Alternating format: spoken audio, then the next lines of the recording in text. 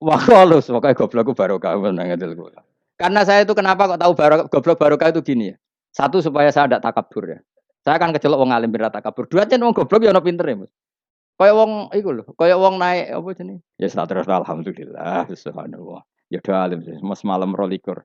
Malam Lailatul. Aku kadang yang melok goblok aduh. Saya tuh sering dididik sama bapak saya, sekumpul wong akeh ya kudu melok goblok guys. Makanya bapak itu kalau ada orang pidato, bapak kan juga nggak suka pidato juga, tapi ya kerso kadang-kadang. Saya pun kadang-kadang kerso.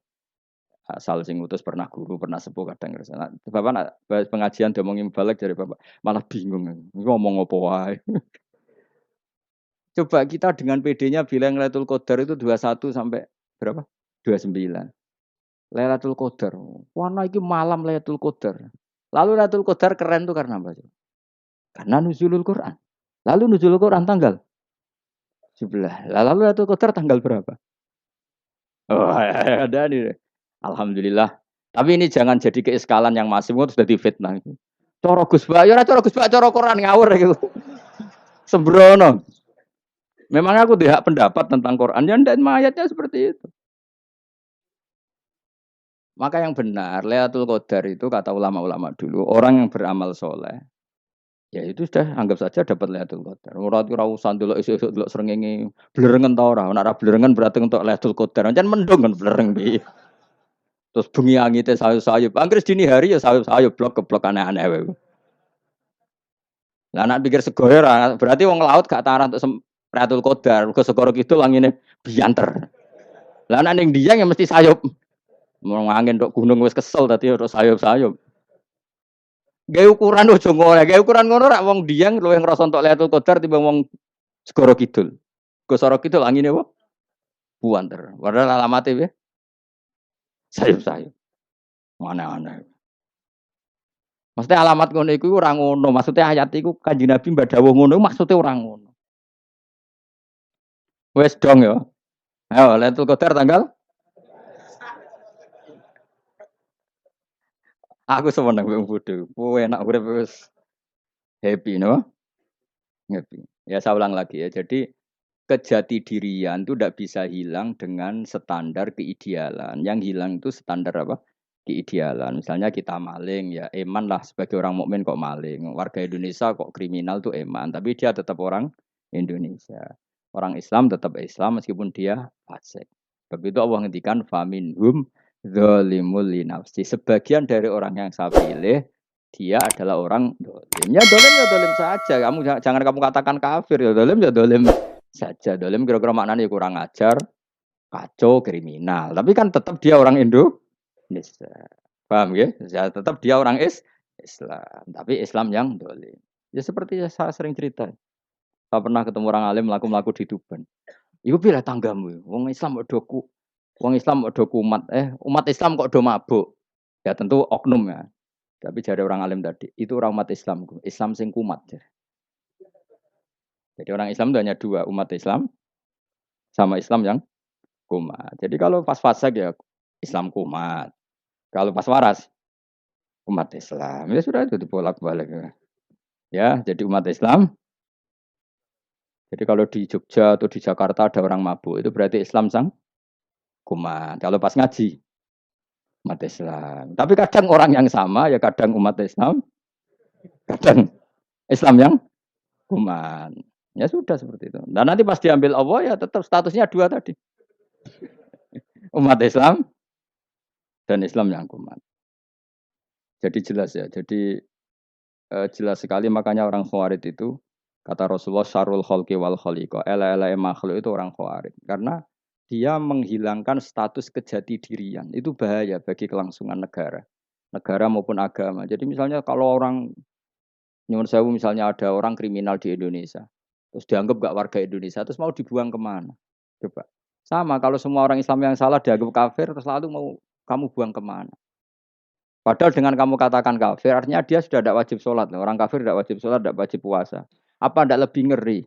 Karena dia tidak berkewajiban melakukan ibadah-ibadah Islam. Berarti Anda lebih ridho dunia ini rusak. Lalu ya misalnya Zaid, karena megang patok kuburan, atau melakukan dosa besar, kamu katakan kafir. Setelah kafir, dia wajib sholat enggak? Tidak kan? Wajib puasa enggak? Berarti kan malah jura-jura. Karena mendorong orang keluar dari ring permainan kesalehan. Tapi kalau kita katakan Islam, kemudian kita bina. Kan ini jadinya aset. Dengan kamu katakan Islam artinya menjadi aset kan. Bandingkan kalau kamu katakan keluar. Paham ya? Makanya Nabi ngendikan ala umatku itu apa? Khawarij. Karena ini bahaya. Bahaya, bahaya. Negara juga gitu. Andai kan kita berpikir ekstrim, yang melanggar negara tidak warga Indonesia. Yang demo tidak warga Indonesia. Sing beda pendapat dengan pemerintah nggak warga Indonesia, negara ini habis. Kehilangan 50% warga Indonesia. Ya biasa saja, yang salah ya salah, tapi tetap warga Indonesia. Kalau secara aturan hukum harus dihukum ya dihukum. Asal objektif, asal adil. Kayak misalnya santri saya, yang santrinya Gus Bak itu siapa? Ya pokoknya sing ngaji. Kamu nggak usah pakai definisi ideal. Sing ngaji, sing paham, sing ora ngantuk, sing pinter. Yo ngiyai dul kok. Mana aneh. Jadi nek sing bener piye? Sing santri Gus Bak piye? Ya sing ngaji. Lah sing piye? Ya pokoke anggere sing teko ngowah-ngowo ya wis melok mlebu. Ora paham yo ngaji, paham yo ngaji. Wong didelok kolange itu pokoke anggere sing teko ngono ae. Malaikat yo ora niteni sitok-sitok iki paham ta ora iki. Oh malaikat itu ono sing drengki disalahno pangeran, kita jamin. Tapi bukan malaikat elit sing didrengki ora malaikat elit, malaikat awam napa? Masyhur itu kan. Innalillahi ta'ala malaikatan sayakhina fil ardi yabtahuna khilaqal dzikr. Terus Allah punya sekian malaikat yang tukang mencari-cari tempat dzikir. Khilaku dzikri itu tempat-tempat halal haram, tempat-tempat ngaji. Dan kalau orang toreko ya tempat wiridan oleh maknanya. Tapi kalau orang fikih maknanya tempat diajarkannya halal dan haram. Terus setelah ketemu orang ngaji terus kata para malaikat, malaikat sing apian, halumu ila buhyatikum. Ini tempat kamu, ini orang ngaji. Kemudian ada malaikat yang agak hasut, tapi entah gimana hasutnya. Pokoknya bilang gini, itu ada orang yang datang ke situ tidak niat ngaji, nyari temannya. Kebetulan temannya itu ngaji. Maka ya Allah itu jangan masukkan kategori yang ngaji. Karena dia nyari situ, nyari temannya. Kebetulan temannya itu ngaji. Tapi apa kata Allah? Hum alqaumu la yasqa bihim jalisuhum. Wes ngono lah, asal melok gabung tak sepuro kata Allah. Hum alqaumu la yasqa bihim jalisuhum. Mereka adalah kaum asal ikut duduk saja, ikut nimbrung duduk saja dengan niat yang macam-macam, tetap tak ampuni kata Allah. Tidak penting kan niat ngaji ku hiburan, alternatif di bangling omah sumpek ngadepi bojo. Wes gak penting kabeh. Pokoke anggere melok nimbrung sah. Enak loh. Nah, ya alhamdulillah. Ya sauni-unimu.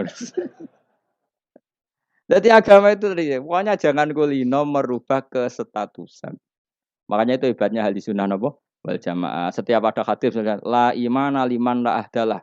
Tidak ada iman bagi orang yang enggak nepati janji. Semua ahli sunnah nafsiri gimana? Tidak ada iman sempurna. Tapi dia tetap mukmin. Cuma tidak sempurna. Tidak dihilangkan status mukminnya. Masa orang Indonesia kalau maling enggak orang Indonesia? Lalu kamu buat kemana dia? Ya tetap dia orang Indonesia. Meskipun tidak ideal sebagai warga Indonesia. Tapi tetap orang Indonesia. Jelas ya. Tadi Summa aurasnal kitabal ladzina stofaina min ibadina. Terus orang yang istofaina itu berstatus faminhum zalimul linafsi. Tapi tetap istofaina. Tetap orang-orang apa? Pilihan. Karena kita alhamdulillah apapun fase kita dipilih Allah menjadi orang Islam. Alhamdulillah ladzi hadana lihada ma kunna linahtadiya laula an hadana Allah. Dan kita alhamdulillah dengan segala kekurangan kita tetap dipilih Allah menjadi muslim. Para terima muslim, muslim pembawa jalalan, enggak keren dah, was. Jos, kenapa? Jos. Musim pecinta Lailatul Qadar. Meskipun salah tanggal lah. Aku yo gumun mbek wong. Gak tau mikir ngono to kan. Iya, soalnya aku lah ya yakin Lailatul Qadar tanggal 21. Karena suara mayoritas suara Tuhan. Kula ya melok goblok kan. Kula nek anggar malam 21 ya wiridanku tak tambah. Meskipun aku yo ya rada eskal tapi Gusti niku suarane tiyang kathah nderek mawon. Oh, inna anzalnahu fi lailatul qadar. Quran itu tak turunkan pada malam. Jadi normalnya Lailatul Qadar itu berbarengan dengan malam. Tapi wis rasa mbok imani biasa wae. Mari fitnah, mari apa? Nah, biasa. Yang jelas Lailatul Qadar itu bisa kapan saja. Nah, ulama dulu bilang ya bisa kapan saja. Cuma kata ulama-ulama bisa saja diturunkan di tanggal itu. Ya bisa itu karena memang nuzulul Quran itu kan tidak tidak semuanya di tanggal 17 sebetulnya. Jadi di mana-mana itu ada simbol-simbol yang dipakai. Istilahnya tanggal 17 itu simbol. Memang kebetulan ada yang tanggal 17. Tapi kita tahu kan yang turun di Haji Wada juga banyak. Coba Haji Wada tanggal berapa? 9 Arafah. Bulan apa? Dzulhijjah. Dan banyak ayat turun Isra Mi'raj misalnya. Ayat Isra Mi'raj turun bulan apa? Rejab kan? Ibu yang ngaji, ngaji dora khatam kecangkeman. Jadi Quran itu tidak hanya turun di Ramadan. Ya biasa saja. Makanya kayak saya itu kan biasa ngaji Quran ya setiap saat anggap Lailatul Qadar. Cuma kita ya ikut umumnya orang Lailatul Qadar itu tanggal 21, 23. Aku lah senang malaikat sing bagian panitia itu ben jelas fokus di tanggal itu. Jadi, tapi kamu jangan pernah berpikir menafikan hari-hari lain bagi ulama tertentu, bagi wali-wali tertentu. Mereka ngalami Lailatul Qadar kullalaila. Banyak wali yang bilang saya ngalami Lailatul Qadar kullalaila. Maksudnya karena kullalaila zaman Nabi itu pernah dituruni Quran dan semua itu artinya Lailatul. Tapi tentu ada simbol. Kayak kemerdekaan Indonesia itu dimulai tanggal berapa? 17 Agustus. Sebetulnya ya enggak. Ketika Jepang kalah itu ya sudah merdeka. Dan daerah tertentu sudah lama dulu merdeka kayak Aceh. Karena dia tidak merasakan dijajah Belanda. Daerah tertentu ada setelah diproklamasikan tetap berjibaku dengan penjajah. Banyak enggak ketika diumumkan kemerdekaan masih yang berjibaku ngelawan penjajah? Banyak. Tapi kita butuh simbol. Jadilah kita ngambil 17 Agustus. Ngono kok ra iso. Jadi tanggal itu ada tanggal hakiki, tanggal simbol. Meskipun yang hakiki ya simbol, simbol ya hakiki. Dong ya? Alhamdulillah. Ayo kok do pinter aku yo. Maksudnya ben kulino mikir, ben urip itu gak glonyar, gloyor ora jelas. Wah, halus pokoknya goblokku barokah menang itu. Karena saya itu kenapa kok tahu goblok barokah itu gini ya. Satu supaya saya tidak takabur ya. Saya akan kecelok wong alim berat takabur. Dua aja wong goblok ya ono pinter ya, Mas. Kayak wong iku lho, kayak wong naik apa jenenge? Naik jambean apa? 17 Agustus apa? Apa? Sarengane apa? Panjat Pinang. Itu kan nilainya hanya berapa yang di atas? Kira kalau di sini berapa nilainya? Ini kalau diberikan diuangkan. 1 juta ada. 1 juta. Bagi penonton tuh kan gini. Cek goblok ya demi duit 1 juta gelepotan kayak gitu kan gitu. Wong barang angel kok dilakoni. Goblok banget kan gitu jare sing ra melok. Tapi ya delok aku seneng. Tapi kon melok ora gelem. Lah duit 1 juta ya tak rewangi gitu. Orang goblok ya gitu. Dadi wong alim ku angel. Wis ngerti nak angel, maka ora usah melok barang angel kan gitu. Berarti pinter gak wong goblok ku? Tak warai ya. Dadi wong alim iku angel. Maka saya menghindari barang angel. Menghindari barang angel itu satu kepintaran. Berarti orang bodoh adalah pintar. Tawar. Jelas ya? Jelas ya? Alhamdulillah. Makanya kula nu kadang kok pinter kowe, Mbak aku. Karena kamu tahu ngalim iku angel. Menghindari barang sukar itu pinter. Berarti wong bodoh iku pinter. Tapi pinter dalam kebodohan. Makanya harus respect. Mbak wong bodoh gitu napa? Respect. Dia tahu ngapal Quran angel, ngapal hadis angel, maca jalalan angel. Sesuatu yang angel harus dihindari. Menghindari barang angel adalah kepintaran. Wes ngono ae. Dadi kadang-kadang kalau GR, Gus Bab aku pinter aku. Kok iso? Dia tahu barang sulit kok dikejar. Itu kan satu kebodohan. Wes sak uni-unimu ngono dadi. Ben kowe syukur dadi bodoh yang syukur karena ternyata punya sisi kepintaran juga. Dalam kebodohan kita ada sisi apa? Kepintaran. Mun kula terusno. Allah itu siapa? Alladzi ahallana darul muqamati min fadli. Allah dirupani dat ahalla kang manggono sapa ladina ing kita daral muqamati ing omah kang dadi hunian aili qomati rumah sing dadi hunian min fadli krana mu anugrahe Allah. Nggih kula nyontokno bolak-balik ya. Semua ini kita di surga nanti berstatus lamanya-lama itu semua karena fadlnya Allah. Karena amal kita tidak cukup. Makanya Rasulullah pernah ditanya, "Ya Rasulullah, betul orang surga masuk surga karena amalnya tidak karena fadlnya Allah?" Saya berkali-kali cerita dalam kitab-kitab tasawuf diterangkan ada seseorang yang nggak pernah maksiat hidupnya taat. Kemudian ditanya sama Allah, kamu masuk surga karena apa? Saya karena tidak pernah maksiat, taat terus. Kata Allah, ya sudah kamu di sini aja 80 tahun.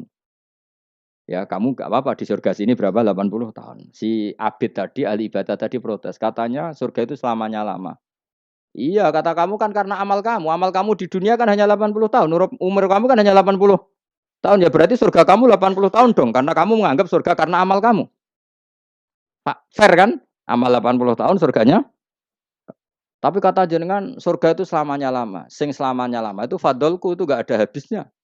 Kalau amal kamu ada habisnya. Terus kata orang tadi, "Nggih pun Gusti kula mbusga fadole jalan." Gak aku kecewa aja. Jadi orang itu harus pakai logika. Makanya agama ini ojo nuruti cerdas yang nggak punya sanad. Lalu gunanya amal apa? Kalau kita masuk surga mergo fadole pangeran bocah kok geblek gendeng campur gak di sanad. Kita ini punya sanad dari guru-guru kita. Kalau semua surga Allah mensifati itu min fadli. Ada unsur fadlnya Allah meskipun kita ngamal. Karena tadi kalau karena amal kita hanya sak soleh-solehmu 80 tahun. Iku enak soleh terus. ABG puber pacaran tua dadi mubalek ya ta ora? Ayo ngaku ae. Tuane delok duang dutan gede-gede sunah Rasul. Coba kuwapir suwi bareng Islam anyaran sudah dadi mubalek. Banyak. Artinya enggak 80 tahun total kita jadi orang apa? Soleh. Mustafa Titung Soleh ya lagi gayane saiki khusyuk. Bisa numpak trail gaul. Untung ngrungokno Harley dhisik. Nah, kalau karena amal kita berarti kita di surga hanya 80 tahun. Terus kata Allah, "Lah tapi kata jenengan surga selamanya lama. Yang selamanya lama itu fadl saya. Anugerah saya itu tanpa batas." Makanya kita tetap yakin kita seperti ini nanti di surga itu kabeh fadole Allah. Seperti nas di sini apa alladzi ahallana darul muqamati min fadli. Bukan karena amal tapi apa min fadli. Bahwa amal kita itu ikut dipertimbangkan iya, tapi ya termasuk yang dipertimbangkan, bukan segala-galanya. Yang paling menjadi abadi di surga adalah fadole Allah karena fadl dan rahmatnya Allah itu yang tidak terbatas. Jelas gini ayatnya apa alladzi ahallana darul muqamati min fadli.